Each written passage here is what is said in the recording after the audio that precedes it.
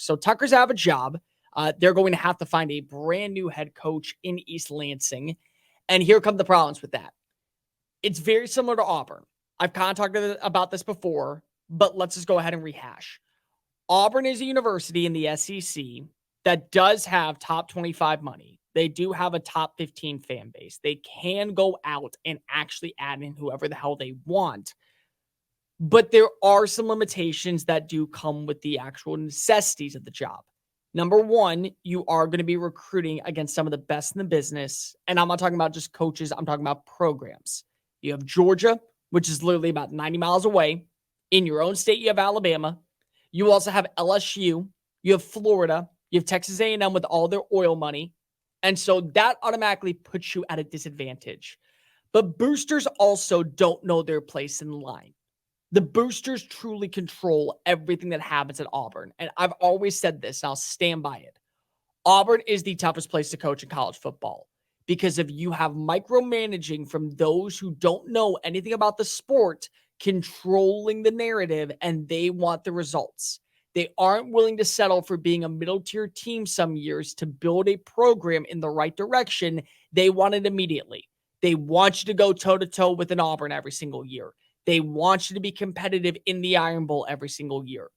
Gus Malzahn was a fine head coach. It was time for him to leave the Plains. I'm not going to sit here and lie to you. There came a point to where you had to make change if you wanted to see progress. But make no mistake, the man handled business against Alabama twice.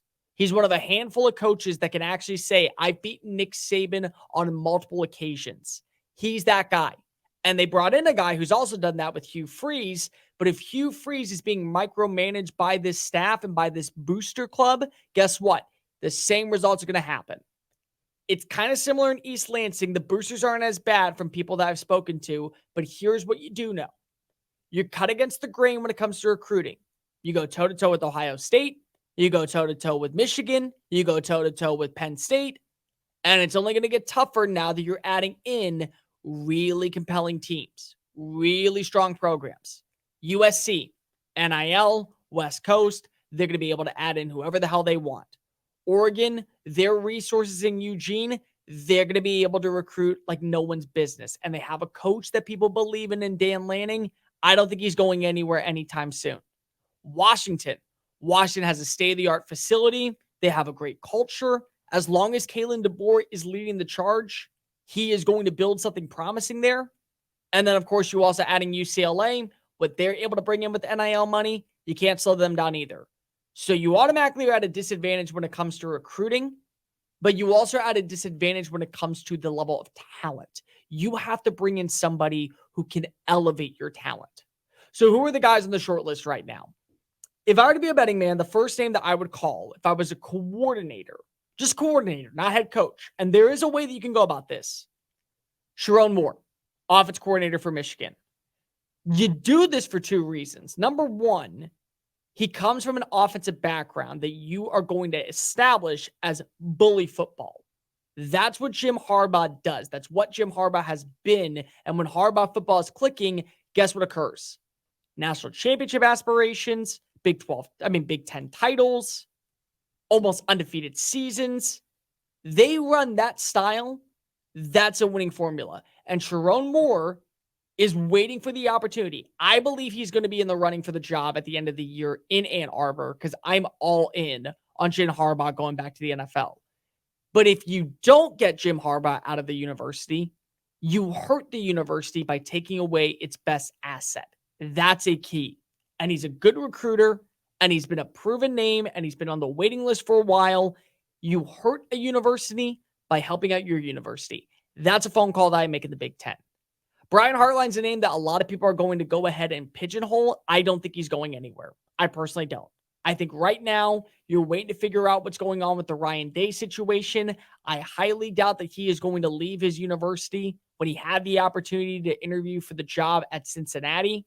So he may stick around for a little while longer. And then guys like Manny Diaz, guys like Jim Leonard, they're fine options. I don't think that's the right way to go. My other three candidates that I would consider right now. Number one is Sean Lewis, the offense coordinator at Colorado. The reason I do this is because if he does have head coaching experience already. So you're not throwing the guy into the fire and saying, hey, figure this stuff out on the fly. No, what you're doing is you're allowing his offense to work, and you're giving a guy who already knows what it's like to be a head coach on the recruiting trail multiple assets and multiple opportunities to build a roster in his image. He has an offense right now that ranks top 10 in college football. And he is part of the solution that's been really helping out with the development of Shedeur Sanders at quarterback. Sanders is a fine prospect. And I said this yesterday. If you were to change his name to Shedeur Johnson or Shedeur Morgan or Shedeur Montgomery or any of those lines, you still would be enthralled with what he's doing. Not because if he's Deion's son, but because if he's an established quarterback. This is an offense, though, when he was at Kent State in 2020 and 2021, ranked number 1 and number 7 in the country. So it's an offensive uptick, something that's been missing in East Lansing.